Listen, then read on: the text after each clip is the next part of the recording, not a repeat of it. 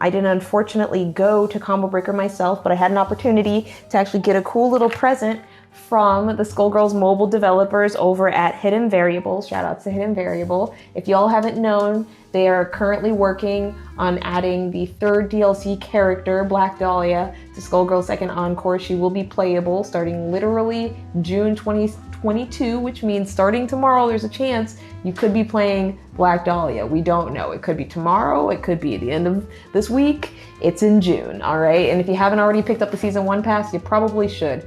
Great game, even better mobile version. So, without any further ado, let's go ahead and get into it, all right? This is Bloodbath Eliza from Skullgirls. You can see right there, she's actually been signed by every single one of the developers with the team. I even have her inside of her own little case. Both the front and the back of her are signed, and that's super duper cool. I'm a big fan of that. Thank you so much to Hidden Variable for going ahead and signing that specific card for me. They also signed my model leader, you see? And just as an aside, both the front and the back are signed, which just makes me so incredibly happy on the inside, you know. And these are, both of these I've already gone ahead and put inside of cases. I know this kind of looks a little bit smirred right now, but it's not.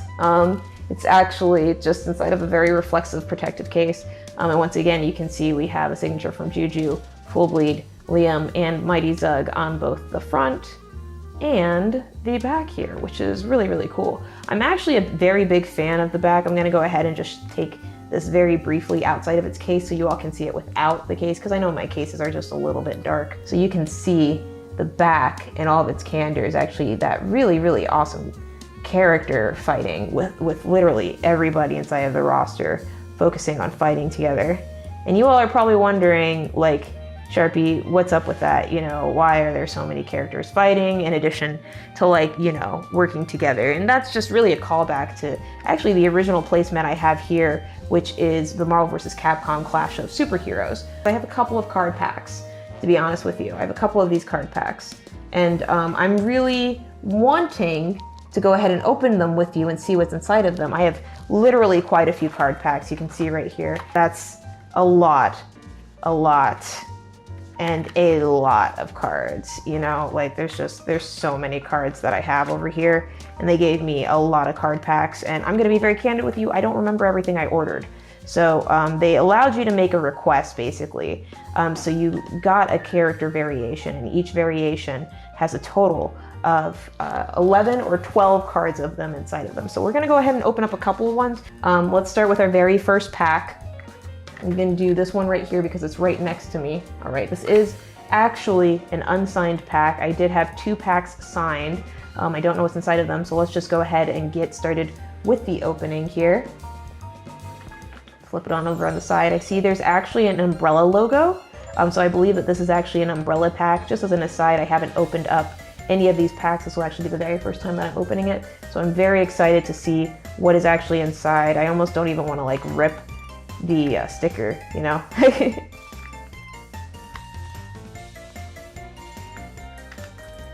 slightly off. I'll go ahead and just put it up underneath the logo, actually. And it looks like we have our very first pool. Looks like an umbrella pack for sure. We've got a Salty, Candy Crusher, Eager Deceiver, Fresh Air, Puddle Pirate, oh, Puddle Pirate, sorry, Reigning Champ, Rose Tinted. That one looks really cool. Oh, Space Case, that's my favorite one. That's actually my favorite umbrella. I really like her essay, and I actually really like her art. Tidal Traveler. Wild Child, that's actually a Nat Silver, but it looks like it's been upgraded to one of the later ones. And Wunderkind.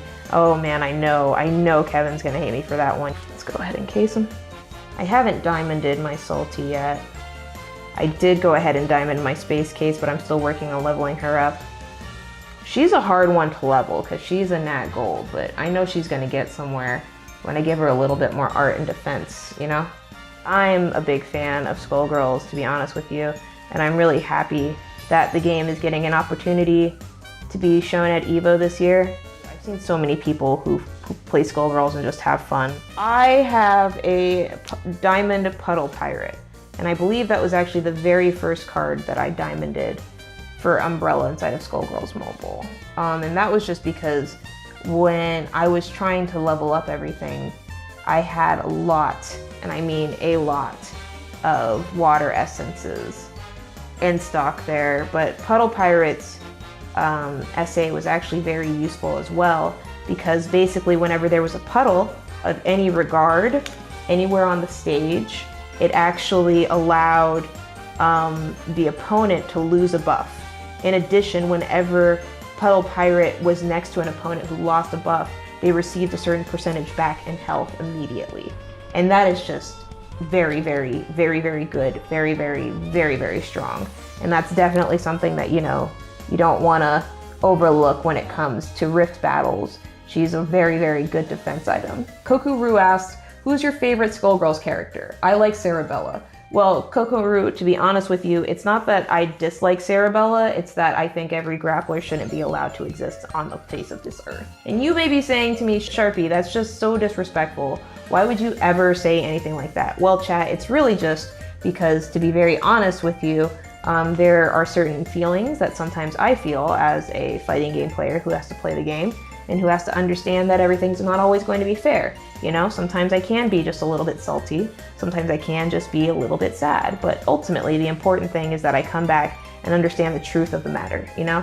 Speaking of salty, go ahead and take a look at this card. Isn't she cute? This is definitely probably one of my favorite Umbrella cards exclusively for the artwork. Is it a good card in Skullgirls Mobile? It's actually one of the only bronzes along with Fresh Air. So I'm gonna have to say no, but it is an incredibly fun reference and an incredibly funny viral meme, to be very honest with you. So, do I dislike it? No, I don't.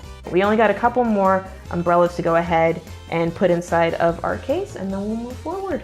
Our next card is actually going to be Rose Tinted. Rose Tinted is a really cool umbrella fighter, specifically because one of the things that she does is she actually gives your teammate a passive buff. While you're basically on the front lines and she's back there waiting on the sideline, she actually gives you a small barrier and thorns. Thorns is a passive, which basically if someone hits you while you have it, it actually forces them to take a certain percentage of damage depending on the multiplier on those thorns. So pretty decent card, especially at a higher level. This sleeve is just a little bit dirty, my apologies. Thorns is a very, very, very good modifier, especially for defensive runs and offensive ones.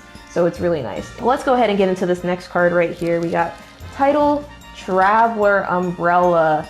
Now, this actually is just a offensive version of Umbrella. It's actually one of the only offensive versions there are. This is a nat gold, which means that it does have slightly higher stacks than some of the silver cards and the bronze Umbrella cards, specifically Salty, Fresh Air, Rose Tinted, Wild Child, and there's another silver I'm forgetting. Oh yes, Puddle. I don't like Tidal Traveler as much as I like Puddle. Tidal's SA is actually that when she is near a puddle, she actually gets invulnerability, and she also gets immunity. I think it's actually she gets immunity, which basically means she can't take any debuffs. So you can't use bleed against her, you can't use something that automatically kills her or something like that against her, you can't use any debuffs to destroy her when she's standing near a puddle for a certain number of seconds, which is very, very, very, very useful and very super easy.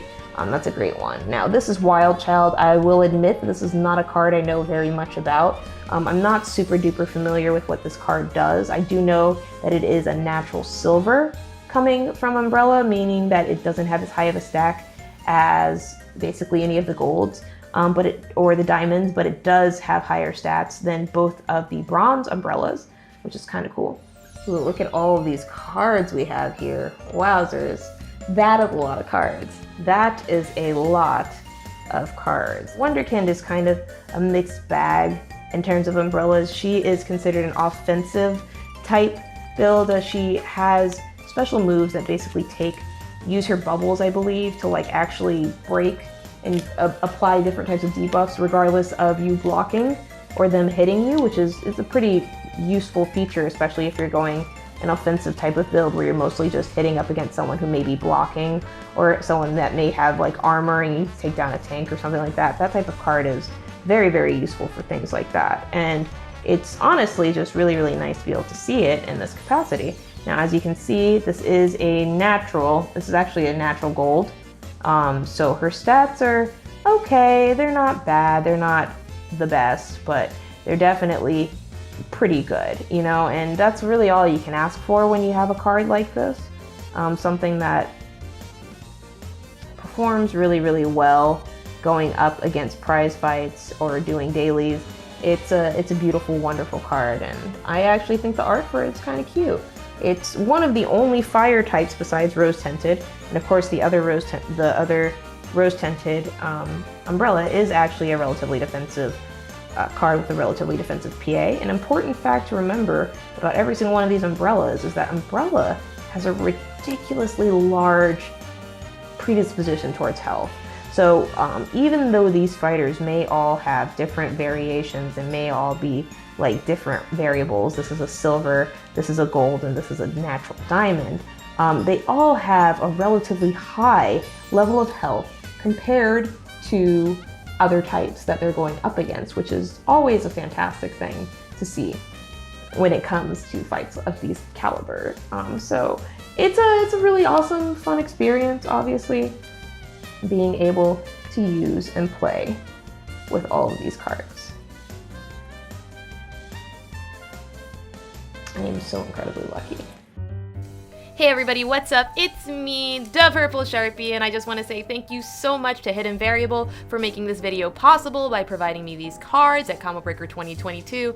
I'm having a fantastic time going through it. This is going to be the first of many unboxing videos regarding the Skullgirls physical limited edition cards that I received at Combo Breaker 2022, so make sure that you're subscribed to check out even more. Specifically, you're going to want to tune in for my very next box. Trust me. Let's be honest. You love Skullgirls, I love Skullgirls, you love competing in Skullgirls, I love Skullgirls. Why haven't you registered for EVO? The event is going to be one of the biggest Skullgirls events this year, and it is happening this August, the 5th through the 7th. If you've not already registered, make sure you're running out of time, okay? Some of the best talent in the world will be there, and you don't want to miss out on it. Now, until next time, I'll see you later.